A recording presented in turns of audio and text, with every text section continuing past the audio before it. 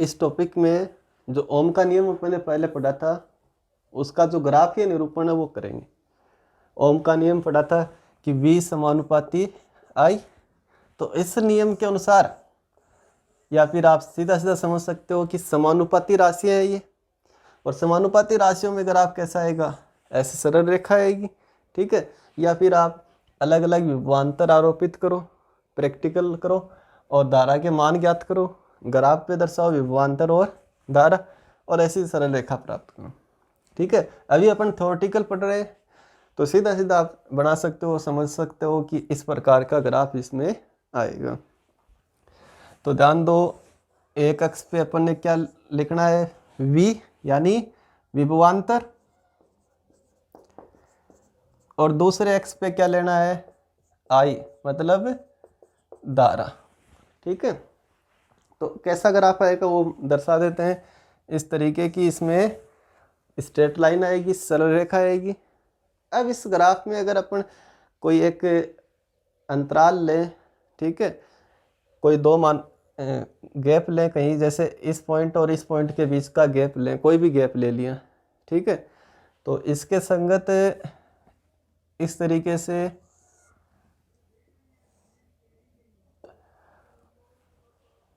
ऐसे अपन ग्राफ प्राप्त कर सकते हैं। देखो ध्यान से, एक एग्जाम्पल, जैसे ये विभवांतर के मान है 2, 4, 6, 8, 10 इस तरीके से, और मान लो 2 वोल्ट पर धारा आती है, वो है 4 एम्पियर, ठीक है। तो 4 वो इस पे कितनी आएगी 8, इस पे कितनी आएगी 12, इस पे कितनी आएगी 16 और इस पे कितनी आएगी 20।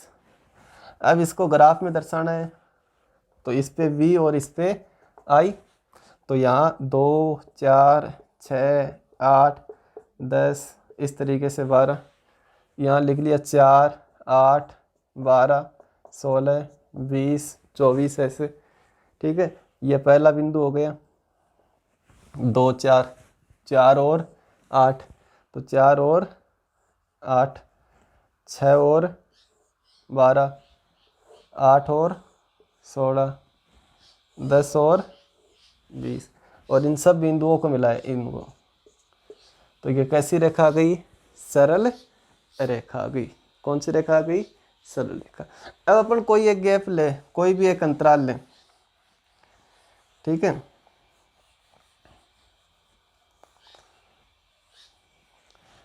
जैसे अपन ये वाला अंतराल ले रहे हैं 4 से 6, तो इस 4 से 6, 4 पर कितना मान है 8, 6 पर कितना मान है, 6 पर कितना मान है 12। तो यहाँ ये अपने एक ट्राइंगल प्राप्त कर सकते हैं ना ऐसे, या फिर यहाँ पे कर लो, जैसे ये गैप लिया 2 और 6 का, तो कौन सा ट्राइंगल प्राप्त हो गया, ये वाला। ऐसे कोई भी एक गैप ले लिया, ठीक है, और ऐसा ट्राइंगल आपने प्राप्त किया। तो अब इसमें ये जो कोण है यहाँ पे, उसको कितना मान लिया, थीटा मान लिया, ठीक है। तो ये कोण क्या है, थीटा, और ये थीटा किसका कोण है, क्या बताता है ये थीटा, ये थीटा बताता है इस वक्र का ढाल। ये थीटा क्या बताता है, इस वक्र का ढाल बताता है। कौन से का, जो ये ग्राफ से प्राप्त हुआ। ढाल क्या होता है कि वो क्षैतिज से कितने डिग्री कोण पर है, इस वाले अक्ष से कितने डिग्री कोण पर है। तो इस वाले अक्ष का मतलब यही रेखा है, और कितने डिग्री कोण है, थीटा। तो यहाँ थीटा क्या है, थीटा इस वक्र का ढाल या ढलान या झुकाव, ठीक है। अब इसमें ध्यान दो,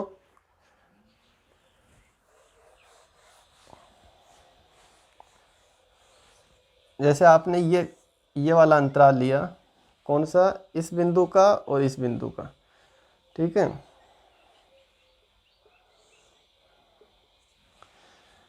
ये वाला अंतराल। अब आप ये वाला मान ज्ञात करना चाहो यहाँ से यहाँ तक, तो ये वाला मान किसके बराबर हो गया, इसके बराबर होगा, 8 माइनस 4, समझे। तो ये मान किसका है, विभवांतर का। इस गैप के लिए विभवांतर कितना है, 8 माइनस 4। ये वाला, ये जो रेखा वो किसके मान को दर्शाती है, वो दर्शाती है 16 माइनस 8, किसको दर्शाती है? 16 माइनस 8 को। तो ये 16 माइनस 8 इस गैप के लिए क्या है? धारा। इस गैप का विभवांतर ये है, इस गैप का धारा कितनी है? ये वाली है। तो ये V हो गई और ये क्या हो गई? I। तो आप लिख सकते हैं ना, उस दिए गए गैप के लिए ये V होगा और ये क्या होगा? I होगा। V का मान और I का मान।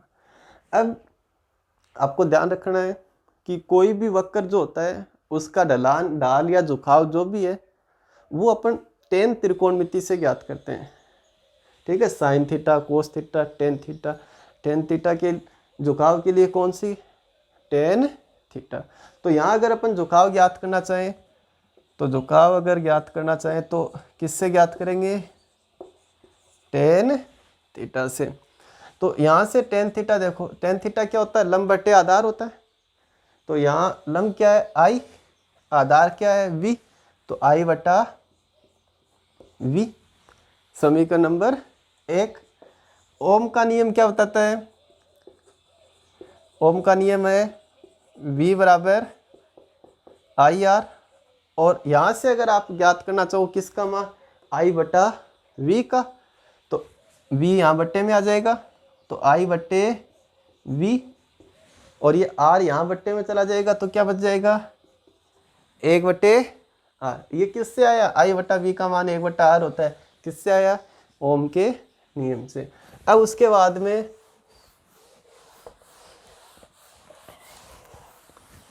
समीकरण 1 और 2 से अगर अपन देखें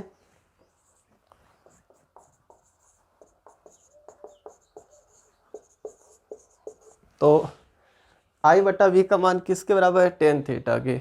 I बटा V किसके बराबर है? 1 बटे R के। तो यहाँ लिख सकते हैं ना, टेन थीटा बराबर 1 बटा R। टेन थीटा क्या है? उस वक्र के लिए क्या बताता है? झुकाव बताता है, ढलान बताता है। R क्या है? इस चालक का प्रतिरोध। तो आप यहाँ से लिख सकते हो ना, अर्थात ये जो वक्र का जो ढलान है वो इस चालक के प्रतिरोध के व्युत्क्रम के तुल्य होती है। क्या लिखना है? इस वक्र का ढलान उस चालक के प्रतिरोध के व्युत्क्रम के तुल्य होता है। VI ग्राफ, भाई कौन सा ग्राफ है ये? VI ग्राफ में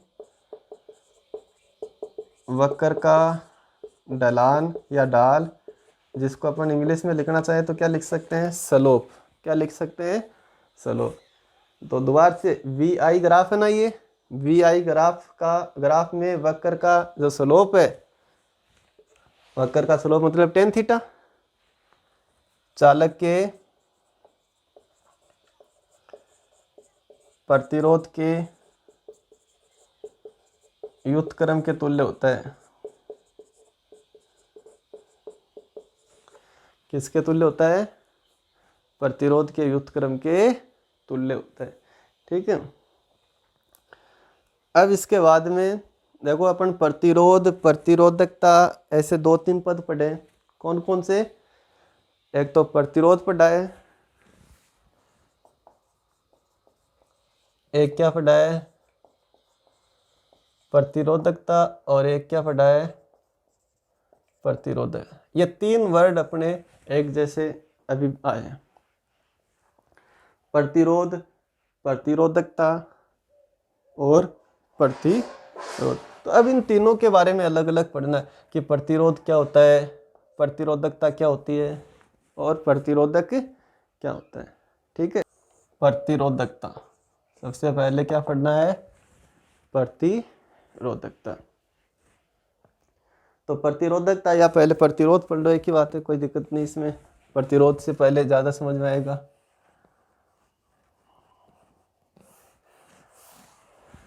पहले क्या पढ़ेंगे? प्रतिरोध। तो एक बार इसके बारे में आप ध्यान दो। प्रतिरोध का मतलब तो क्या होता है? प्रतिरोध का मतलब होता है बाधा, रुकावट। प्रतिरोध का मतलब क्या होता है? बाधा या रुकावट। प्रतिरोधक का मतलब क्या हो गया?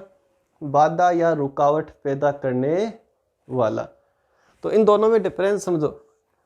पहला वर्ड क्या लिखा हुआ है, प्रतिरोध, तीसरा क्या लिखा हुआ है, प्रतिरोधक। तो प्रतिरोध का सामान्य अर्थ क्या होता है, प्रतिरोध का अर्थ होता है बाधा, रुकावट या अवरोध भी बोल सकते हैं इसको, क्या बोल सकते हैं, अवरोध। ठीक है, तो बाधा, रुकावट, अवरोध ये तो सिंपल है, और यही अर्थ यहाँ प्रतिरोध का है। देखो जैसे मान लो अपन सड़क पर चल रहे हैं, ठीक है, अब सड़क के बीच में क्या होता है, ब्रेकर बनाया होता है, क्या बनाया होता है, ब्रेकर। अब कोई गाड़ी अगर इस ब्रेकर के ऊपर से निकलेगी तो वहाँ क्या उत्पन्न होगी, स्पीड में बाधा उत्पन्न होगी। क्या उत्पन्न होगी, बाधा। मतलब क्या उत्पन्न हुई, क्या उत्पन्न हुआ, प्रतिरोध। समझ में आया पहला वर्ड तो। ठीक है, मैंने कहा भी हर एक को अपन द्रव्यमान से संबंधित करके पढ़ेंगे, तो यहीं भी यहाँ भी अपन इसको कर रहे हैं सिंपल द्रव्यमान के लिए।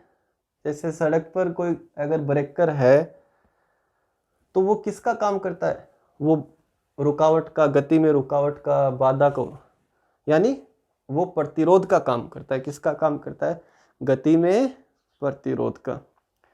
तो वहाँ अगर अपन बात कर रहे हैं यहाँ प्रतिरोधक की, तो प्रतिरोधक क्या होगा, बाधा उत्पन्न करने वाला। तो यहाँ प्रतिरोधक क्या है, यहाँ प्रतिरोधक है ये ब्रेकर।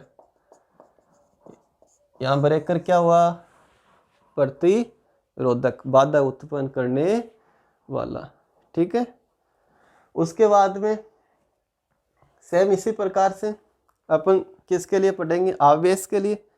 ठीक है, तो आवेश में अगर आवेश प्रवाह में कोई बाधा या रुकावट होती है, आवेश प्रवाह में कोई बाधा या रुकावट होती है, उसको तो अपन क्या कहेंगे, प्रतिरोध।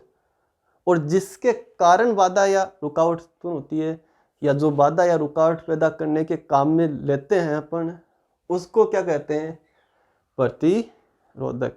10th क्लास में आप पढ़ के आए हो कि इस तरीके से अपन दर्शाते हैं। ठीक है, यहाँ लिखते हैं अपन आर का मान, जैसे 2 ओम, जैसे। तो ये क्या है, ये किसका संकेत है, ये संकेत है किसका, प्रतिरोधक का। और प्रत्येक प्रतिरोधक का कुछ न कुछ मान होता है, प्रत्येक प्रतिरोधक का कुछ न कुछ क्या होता है, प्रतिरोध होता है। तो इस प्रतिरोधक का कितना प्रतिरोध है, 2 ओम। कितना है, 2 ओम। तो ये क्या है, ये है प्रतिरोधक, और उस प्रतिरोधक के मान को क्या कहते हैं, प्रतिरोध। क्या कहते हैं, प्रतिरोध। तो अब इसमें ज़्यादा कोई कंफ्यूज होने की जरूरत नहीं है। जैसे आपने पढ़ा होगा कि 2 ओम का प्रतिरोध, 2 ओम का, तो प्रतिरोधक को अपन जनरली क्या लिखते हैं, प्रतिरोध ही लिखते हैं। क्या लिखते हैं, प्रतिरोध ही लिखते हैं। ठीक है, अब प्रतिरोधकता और एक और पढ़ा था चालकता, तो ये दोनों क्या है, उसके गुण है, उसके क्या है, गुण है। ये जो अपन प्रतिरोधकता पढ़ेंगे तब इसके बारे में डिटेल से पढ़ेंगे। अभी इन दोनों के बारे में समझ में आया। प्रतिरोधकता एक प्रकार का क्या है, गुण है। क्या गुण होता है वो अपन पढ़ेंगे। बाधा रुकावट करने का गुण क्या कहलाता है, प्रतिरोधकता। तो बाधा उत्पन्न करने वाला प्रतिरोधक, बाधा क्या कहलाती है, प्रतिरोध। बाधा उत्पन्न करने का गुण क्या कहलाता है, प्रतिरोधकता। तो सबसे पहले अपन पढ़ते हैं प्रतिरोध। ठीक है, रेजिस्टेंस इसको पढ़ते हैं।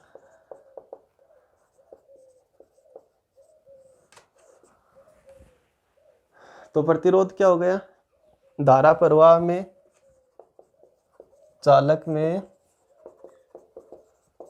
धारा प्रवाह में उत्पन्न बाधा या रुकावट को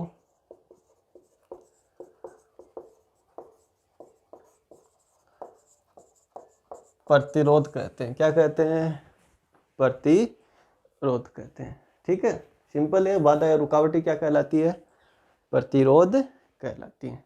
अब आपको ये समझना है कि किसी चालक में धारा प्रवाह में या आवेश प्रवाह में बाधा किस कारण उत्पन्न होती है। भाई उत्पन्न बाधा को कहते हैं प्रतिरोध, है तो पता चल गया। अब किस कारण बाधा उत्पन्न होती है, जैसे अपन ने पढ़ा ना कि ये कोई चालक लिया आपने, ये आवेश ऐसे गति करेंगे, इसके आवेश ऐसे क्या करेंगे, गति करेंगे। इन आवेशों की गति में कोई बाधा उत्पन्न होगी, उसको अपन क्या कहेंगे, प्रतिरोध।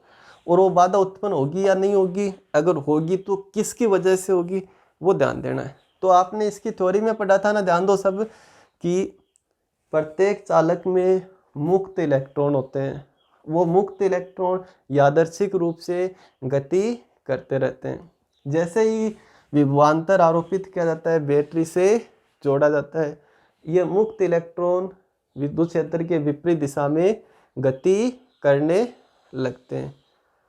अब इस गति में बाधा को पढ़ना है, इसकी गति में बाधा। तो उसके आगे और आपने पढ़ा था कि ये जब ये इलेक्ट्रॉन ये गति करते हैं तो गति के दौरान ये टक्कर करते हैं। किससे टक्कर करते हैं, जो शेष परमाणु बच गए उससे, और ये आपस में भी एक दूसरे से टक्कर करते हैं।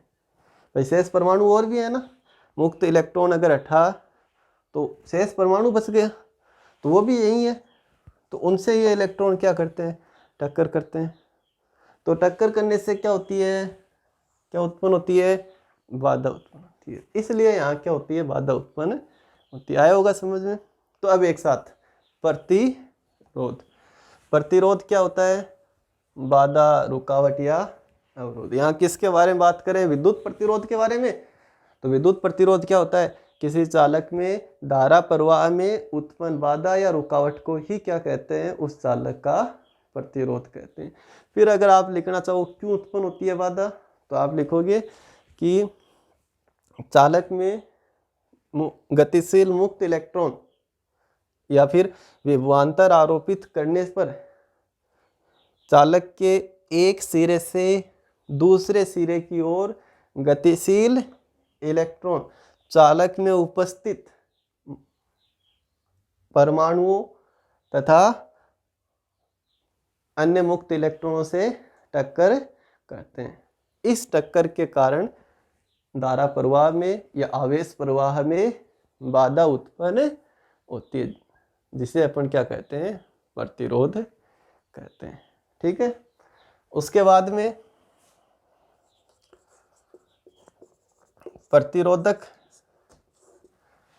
प्रतिरोधक को बोलते हैं रेजिस्टर। रेजिस्टेंस क्या होता है, बाधा, प्रतिरोध। ठीक है, बाधा उत्पन्न करने वाला मतलब रेजिस्टर, प्रतिरोधक। तो आप यहाँ लिख दोगे धारा प्रवाह में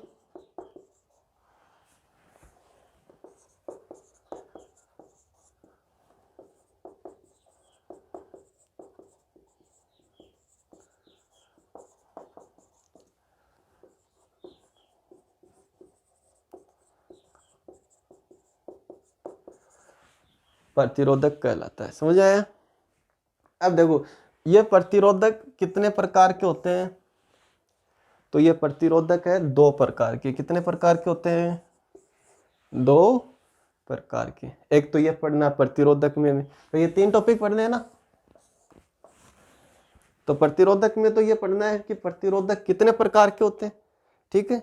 और प्रतिरोध में ये जो प्रतिरोध वाला टॉपिक है उसमें अपन प्रतिरोध का सूत्र पढ़ेंगे, प्रतिरोध का सूत्र। समझ में आया कि प्रतिरोध का क्या सूत्र होता है। एक सूत्र तो मैंने पढ़ा ना, V बराबर आई आर से, R बराबर क्या होता है, V बटा आई। और एक दूसरा सूत्र R बराबर L A रो। और उसके बाद में क्या पढ़ेंगे, प्रतिरोधकता। तो अभी ध्यान दो, पहले अपन प्रतिरोध के बारे में, किसके बारे में, प्रतिरोध के बारे में। जैसे आपने ये कोई चालक तार लिया, इस चालक तार की लंबाई कितनी ली, L। ये बेलनाकार चालक तार है तो इसका अनुप्रस्थ काट का क्षेत्रफल ये वाला कितना लिया, A। कितना लिया, A। तो अब अपन को ये पता होता है कि किसी चालक तार का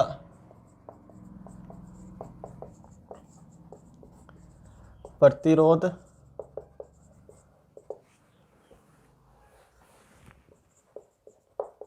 उस चालक की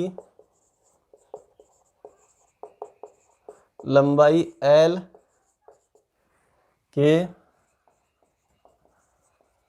समानुपाती तथा काट क्षेत्रफल A के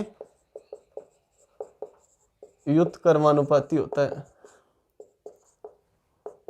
मतलब लंबाई के तो क्या होता है समानुपाती, काट क्षेत्रफल के क्या होता है व्युत्क्रमानुपाती। इसका अर्थ क्या हो गया, जितनी ज्यादा लंबाई का चालक तार लेंगे उस चालक का प्रतिरोध उतना ही अधिक होगा। जैसे आपको कहा जाए यह भी तांबे का तार है, यह भी तांबे का तार है, ठीक है, इसकी लंबाई 2 मीटर है, इसकी लंबाई 5 मीटर है। बताओ कौन से का प्रतिरोध अधिक होगा, इस वाले बी का अधिक होगा। ए का प्रतिरोध कम, बी का प्रतिरोध अधिक। कारण क्या है, क्योंकि प्रतिरोध किस पर निर्भर करता है, लंबाई पर। लंबाई ज़्यादा होगी प्रतिरोध भी ज़्यादा होगा। अगर यह भी तांबे का तार है, यह भी तांबे का तार है, उसके बावजूद भी इसका प्रतिरोध दोनों का क्या है, अलग अलग है। समझ में आया। अब जैसे मान लो आपको ये कहा जाए कि एक तो ये इतनी मोटाई का तार है और एक इतनी कम मोटाई का तार है, ये ए तार और ये बी तार। अब आपको ये कहा जाए कि कौन से का प्रतिरोध कम है और कौन से का अधिक है, जबकि दोनों की लंबाई, ये लंबाई भी 2 है और ये लंबाई भी कितनी है 2, दोनों की लंबाइयाँ क्या है समान है। तो लंबाई के आधार पर तो अपन देखें तो प्रतिरोध इनका समान होना चाहिए, लेकिन लंबाई के अलावा प्रतिरोध किस पर निर्भर करता है, क्षेत्रफल पर, काट क्षेत्रफल। तो इसकी मोटाई ज़्यादा है ना, मोटाई का मतलब ये काट क्षेत्रफल ज़्यादा और इसका काट क्षेत्रफल क्या है कम। जिसका काट क्षेत्रफल कम होता है प्रतिरोध उसका ज़्यादा होता है।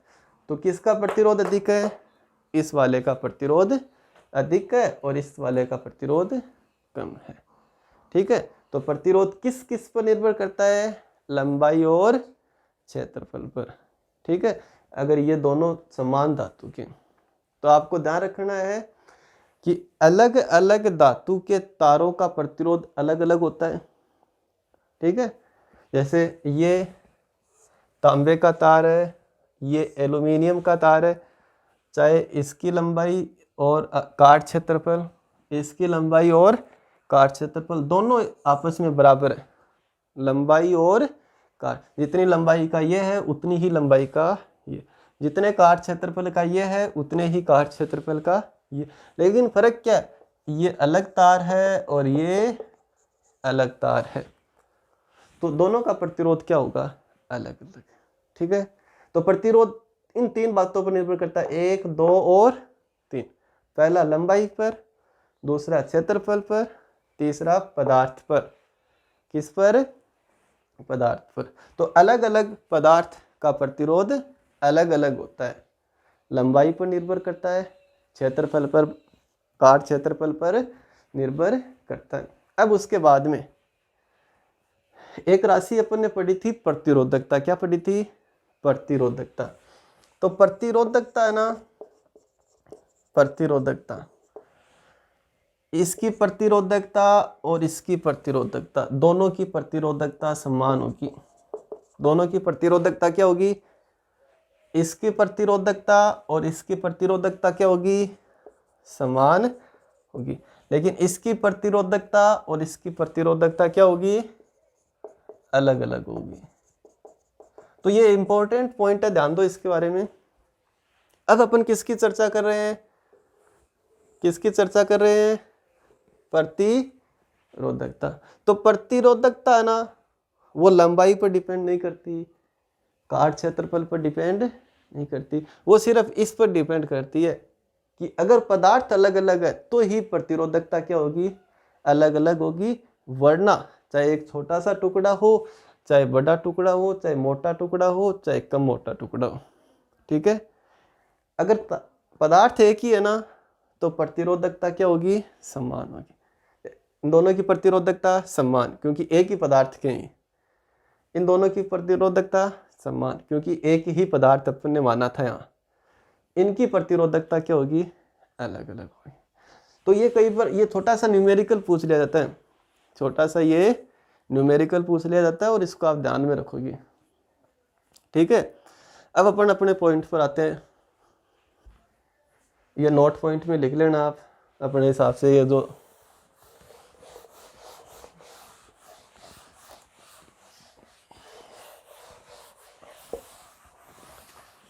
देखो आर समानुपाती एल, आर समानुपाती 1/a, ये चालक के बारे में अपने को पता होता है। तो अब इन दोनों समीकरण से 1 व 2 से क्या लिख सकते हैं एक साथ, L/A। समानुपाती चिन्ह हटाएंगे तो यहाँ समानुपाती नियतांक है रो आएगा, रो L/A। तो ये आ गया किसका सूत्र, प्रतिरोध का सूत्र। यहाँ रो क्या है, रो एक समानुपाती नियतांक है। रो एक क्या है, समानुपाती नियतांक है, जिसे प्रतिरोधकता कहते हैं। क्या कहते हैं, प्रतिरोधकता कहते हैं। ठीक है, तो ये तो अपन ने पढ़ लिया 1 नंबर टॉपिक, प्रतिरोध क्या होता है, उत्पन्न बाधा या रुकावट। क्या सूत्र होता है, आर बराबर रो L/A। ये एक सूत्र है। दूसरा सूत्र ओम के नियम से भी आपको पता है, ओम के नियम से V बराबर IR, R बराबर V/I। ठीक है, और मात्रक क्या होगा, प्रतिरोध का मात्रक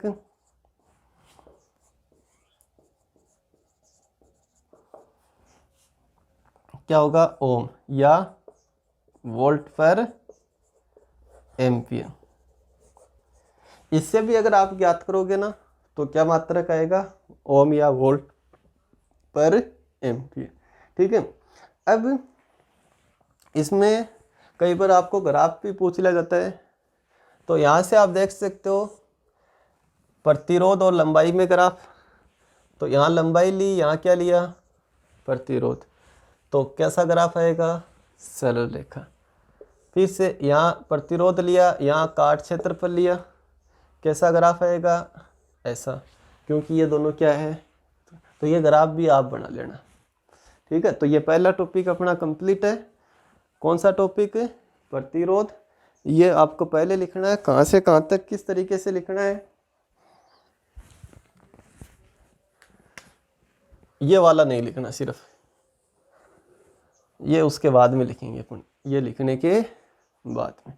ठीक है, तो अब है जो टॉपिक है वो है प्रतिरोधक। अब जो टॉपिक है वो है प्रतिरोधक, ये वाला। धारा प्रवाह में बाधा उत्पन्न करने वाला या उत्पन्न करने वाली युक्ति क्या कहलाती है, प्रतिरोधक। ठीक है, अब जैसे क्यों जरूरी होता है प्रतिरोधक काम में लेना, क्यों, क्योंकि हो सकता है अपने को धारा कम करनी हो। ठीक है, तो उसके लिए वहां अपने को क्या लगाना होता है, प्रतिरोधक लगाना होता है। क्या लगाना होता है, प्रतिरोधक। तो वो जो प्रतिरोधक है अपन काम में लेंगे, जैसे किसी युक्ति में इतनी धारा प्रवाहित हो रही है, उससे कम प्रवाहित करनी है, तो वहाँ क्या कर सकते हैं, क्या संयोजित करेंगे, प्रतिरोधक। क्या संयोजित करेंगे, तो अपने को प्रतिरोधक बनाने होते हैं।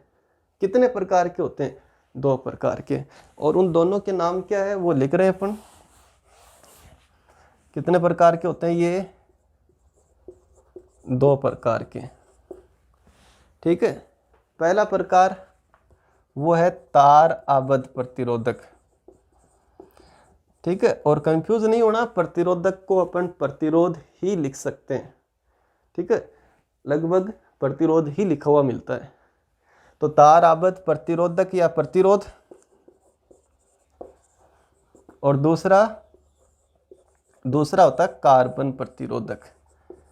ठीक है। कई बार इस कार्बन प्रतिरोधक पर एक न्यूमेरिकल होता है, बिल्कुल से सिंपल, परीक्षा में पूछा जाता है, पूछा भी गया पहले, कार्बन प्रतिरोधक पर एक छोटा सा न्यूमेरिकल। तो अब अपन तार आबद्ध प्रतिरोधक और कार्बन प्रतिरोधक के पहला टॉपिक है तार आबद्ध।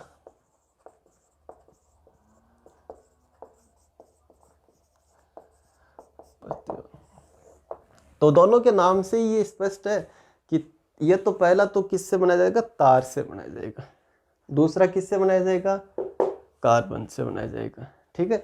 अब वो कौन से धातु के तार अपन काम में लेते हैं ताराबद्ध प्रतिरोधक बनाने में, तो वो है एक तो है मैग्नीन और एक है कॉन्स्टेंटन। पहले धातु का नाम है मैग्नीन और दूसरे का नाम है कॉन्स्टेंटन।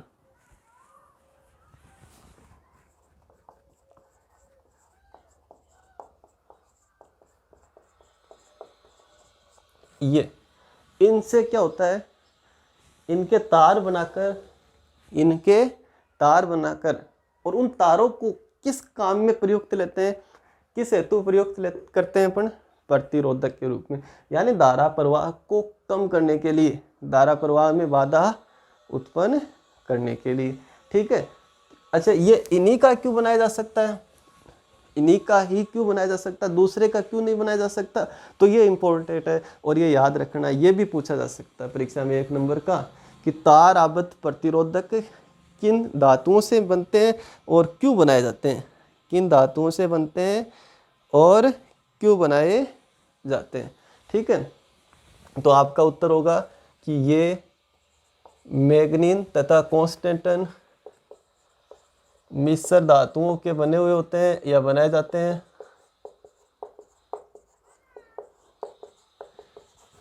तार क्यों लिखा हुआ है, क्योंकि ये तार रूप में होते हैं। किस रूप में होते हैं, तार।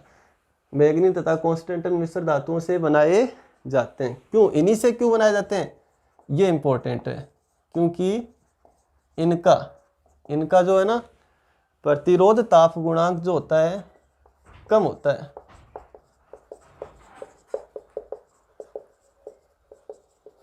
ये इंपॉर्टेंट है, ये लाइन,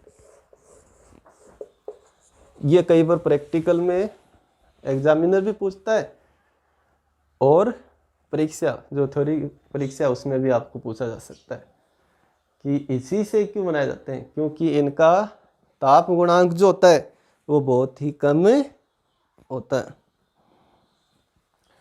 अब इसमें ज़्यादा कुछ अपने को पढ़ना नहीं है, एक तो ये लाइन थी। दूसरी इसमें एक पॉइंट है और वो इस प्रकार से कि अगर अपने को अधिक मान का प्रतिरोधक अगर चाहिए, ज़्यादा मान का प्रतिरोधक चाहिए, तो उस समय अपन तार आबद्ध प्रतिरोधक को काम में नहीं लेते।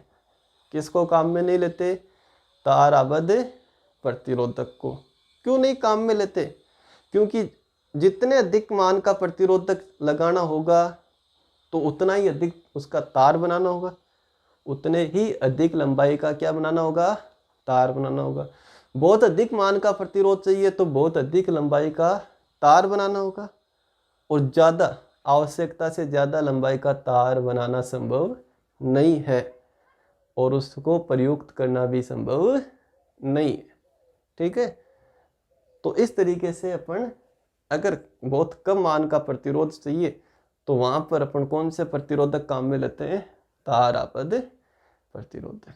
तो 2 पॉइंट है वैसे इसमें, एक तो किन मिश्र धातुओं से मिलकर बनाए जाते हैं, ये मैग्नीन अथवा कॉन्स्टेंटन से। क्यों बनाए जाते हैं इन्हीं से, क्योंकि प्रतिरोधक ताप गुणांक इनका कम होता है। अधिक मान के प्रयुक्त क्यों नहीं किए जा सकते, क्योंकि इनके लिए अधिक लंबाई बनानी होगी तार की, और जो कि थोड़ा सा प्रैक्टिकली गलत होगा, सही नहीं होगा। ठीक है। उसको बनाना, उसको प्रयुक्त करना जटिल प्रोसेस हो जाएगी, जटिल प्रक्रिया हो जाएगी। अब उसके बाद में दूसरा प्रकार कौन सा है, दूसरा प्रकार है कार्बन प्रतिरोध। तो नाम से ये किससे मिलकर किन से बनाए जाते हैं, ये कार्बन से। और इस पर देखो किस प्रकार से, ये अपने को ज़्यादातर यही काम में लेते हैं अपन। ठीक है। तो ये जो मार्केट में जो अपने को मिलते हैं किस प्रकार से मिलते हैं, कैसे मिलते हैं, ठीक है, आप सभी इसके बारे में परिचित हो। इस तरीके से एक बेलनाकार ऐसे ऐसे फॉर्म में होते हैं, ऐसे रूप में होते हैं। किस रूप में होते हैं? बेलनाकार, ठीक है। और ये इनके एक टर्मिनल होते हैं, सिरे होते हैं। कितने सिरे होते हैं? सबसे पहला पॉइंट तो यही है, कितने सिरे होते हैं, कितने टर्मिनल होते हैं? 2। टर्मिनल का मतलब, सिरे का मतलब जिसको अपन विद्युत परिपथ में जोड़ेंगे। भाई एक तो ये सिरा और एक ये सिरा, जैसे इसको जोड़ेंगे वहाँ का धारा प्रवाह क्या हो जाएगा? उतना लिमिट तक क्या हो जाएगा? कम हो जाएगा, जितनी इसकी लिमिट है, जितना इसका मान है। अब आप जब इसको देखोगे तो यहाँ 4 प्रकार की अलग अलग रंग की पट्टिकाएं होंगी, 1 2 3 4। ये भी इंपॉर्टेंट है और इसी पे न्यूमेरिकल आता है। इसी पे क्या आता है? न्यूमेरिकल। तो ध्यान दो, कार्बन प्रतिरोधक कितने टर्मिनल होते हैं? 2 टर्मिनल होते हैं। कितनी पट्टियां होती है? 4। चारों क्या होती है? रंगीन पट्टिकाएं होती है। हो सकती है सेम हो, ठीक है, हो सकती है चारों अलग अलग कलर की हो, चारों क्या हो? अलग अलग कलर की हो। तो अब जो भी कलर है उस कलर का एक अलग मतलब होता है, उस कलर का एक अलग मतलब होता है। पहली पट्टी का एक अलग अर्थ है, दूसरी पट्टिका का अलग अर्थ है, तीसरी पट्टिका अलग शो करती है। मतलब ये अलग अलग जो है गुणों को, राशियों को, कि ये पट्टिका किसको शो करती है, किसको प्रदर्शित करती है, इसका मतलब क्या होता है, तीसरी पट्टिका का क्या मतलब होता है, और चौथी पट्टिका का क्या मतलब होता है। और प्रत्येक कलर का अलग अलग मतलब है, ठीक है। जैसे यहाँ लाल कलर है तो उसका मतलब और है, यहाँ लाल कलर है तो उसका मतलब और है, यहाँ लाल कलर है तो उसका मतलब और है, इस तरीके से। तो इसको अपने एक सारणी है, उस सारणी के हिसाब से अपन याद रखते हैं। किसके हिसाब से याद रखते हैं? एक सारणी के हिसाब से इसको याद रखते हैं। तो ये जो कार्बन प्रतिरोध है अपन नेक्स्ट वीडियो में पढ़ेंगे। आज के इस वीडियो में इतना ही पढ़ेंगे। जो नेक्स्ट वीडियो है वीडियो 7, उसमें सबसे पहले अपन कार्बन प्रतिरोधक की इन चारों पट्टियों का क्या मतलब होता है, और साथ ही उसमें एक न्यूमेरिकल भी अपन करने वाले हैं।